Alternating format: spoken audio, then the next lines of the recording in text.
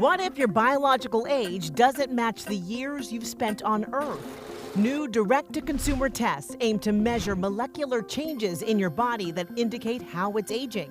They aren't cheap, usually costing anywhere from $200 to $500. These tests measure biologic changes, sometimes at the level of the DNA, that are correlated with normal aging.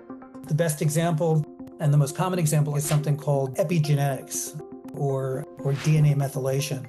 Dr. Mark Lax is the co-chief of the Division of Geriatrics and Palliative Medicine at Weill Cornell Medicine and New York Presbyterian.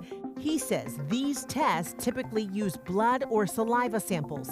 You send them in for interpretation and get back a number.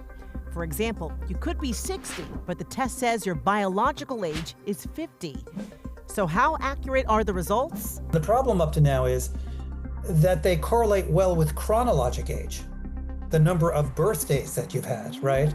And not necessarily with biologic age, which is why two 90-year-olds can look very different. One can be playing bridge and the other could be in a nursing home.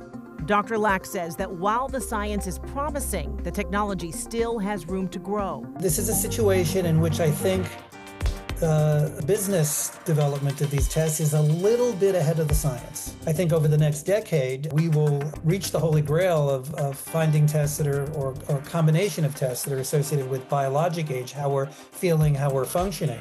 For now, these tests may be most useful as a motivator to adopt healthier habits.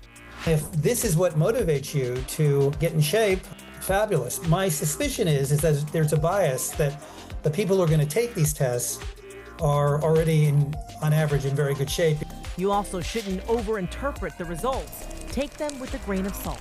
Aging is not a disease. It's a part of normal human development. The question is, what to do with that data and how might it affect you psychologically? Instead of relying on these tests, Dr. Lax recommends prioritizing proven methods that can slow the effects of aging, like diet, exercise, and staying socially connected.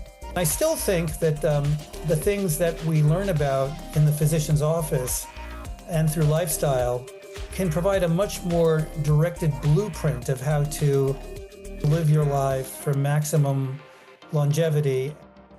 Well, if you choose to take one of these tests, it's best to contact your healthcare provider for personalized guidance. Bottom line, think of them as inspiration for healthier living, not a definite medical diagnosis. In Boston, I'm Jessica Brown.